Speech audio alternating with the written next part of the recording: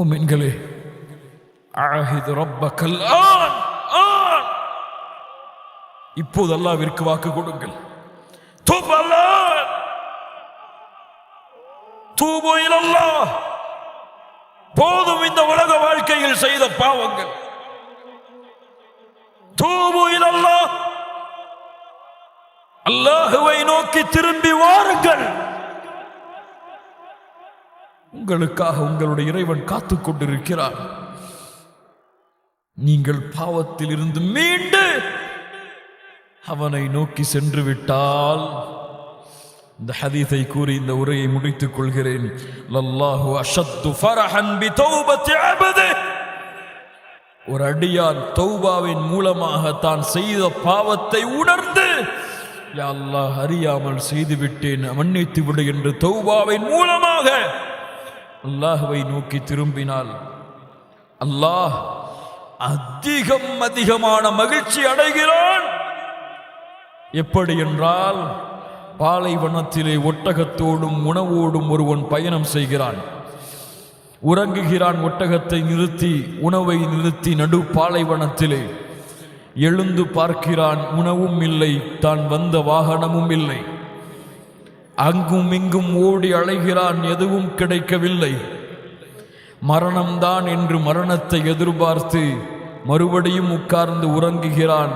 எண்ணிவிட்டான், நான் மரணம் அடைந்து விட்டேன் என்று, இந்த உலகத்தில் வாழ்வதற்கு எனக்கு வழி இல்லை என்று கண்களை மறுபடியும் மூடி திறந்து பார்க்கிறான். அவனுடைய உணவும் அவனுடைய வாகனமும் அவனுக்கு முன்னால் நிற்கிறது. அப்போது கூறுகிறான், அல்லாஹும்ம அன்த அபுத் வ அன ரப்புக், என் ரப்பே நீ என் அடிமை, நான் உன்னம்.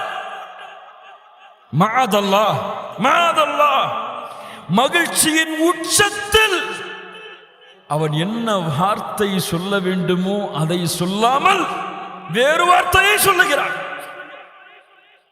அப்படி என்றால் என்ன மகிழ்ச்சியின் எல்லையை அவன் கடந்திருப்பான்.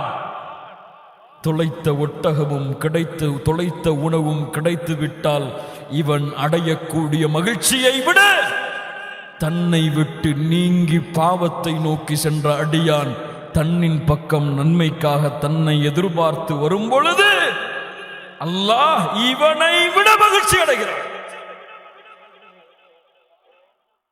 அல்லாஹுவை மகிழ்ச்சி படுத்துங்கள் மூமின்களே. ஒரு நிமிடம் உட்கார்ந்து அலையுங்கள் அல்லாஹுவை. தொழுகையை மறந்தேன் யா அல்லாஹ், நாளை காலை ஃபஜ்ருடைய தொழுகையிலிருந்து என் மரணம் வரை ஒரு தொழுகையின் ஜமாஅத்தையும் விடமாட்டேன் இன்ஷா அல்லாஹ். ஜக்காத்தை மறந்தேன் யா அல்லாஹ், இன்றைய தினத்தில் நான் விட்ட ஜக்காத்தை கணக்கிட்டு வருடம் வருடம் நிறைவேற்றுகிறேன் யா அல்லாஹ். ஹஜ்ஜை மறந்து விட்டேன் யா அல்லாஹ், அடுத்த ஹஜ்ஜுடைய ஆண்டு வரும் பொழுது ஹஜ்ஜை நிறைவேற்றுகிறேன். இதுவரை புறம் பேசிக்கொண்டு, பொய் பேசிக்கொண்டு, கோள் சொல்லிக்கொண்டு, முஸ்லிமின் குறையை வெளிப்படுத்திக் கொண்டு, ஒரு முஸ்லிமை இழிவுபடுத்திக் கொண்டு, ஒரு முஸ்லிமை தாழ்வான பார்வையில் பார்த்து கொண்டு, குணத்தில் சீர்கட்டவனாக இந்த பூமியில் வாழ்ந்தேன் யா அல்லாஹ். இன்றிலிருந்து என் நாவு புறம் பேசாது, என் நாவு பொய் பேசாது, என் நாவு கோள் சொல்லாது. வாக்கு கொடுக்கிறேன் யா அல்லாஹ். என் நாவு ஒரு முஸ்லிமின் குறையை வெளிப்படுத்தாது, ஒரு முஸ்லிமின் உள்ளத்தை காயப்படுத்தாது. யா அல்லாஹ், இதுவரை அந்நிய பெண்களை பார்ப்பதிலும், அந்நிய பெண்கள் அந்நிய ஆண்களை பார்ப்பதிலும், அவர்களோடு ஃபேஸ்புக், ட்விட்டர், வாட்ஸ்அப் என்று ஹராமான வழிகளில் ஹராமான செயல்பாடுகளை செய்வதிலும், தனிமையில் உட்கார்ந்து தவறான காட்சிகளை பார்ப்பதிலும் இன்பம் கண்டு உன்னுடைய பார்வையை மறந்து, உன் அச்சத்தை மறந்து, கபருடைய வேதனையை மறந்து, நரகத்தின் தண்டனையை மறந்து, சொர்க்கத்தின் ஆதரவை மறந்து வாழ்ந்தேன் யா அல்லாஹ், வாழ்ந்தேன் யா அல்லாஹ். இன்றைய நிமிடம் வாக்கு கொடுக்கிறேன் யா அல்லாஹ், என் வாழ்க்கையை மாற்று, இந்த பாவங்களிலிருந்து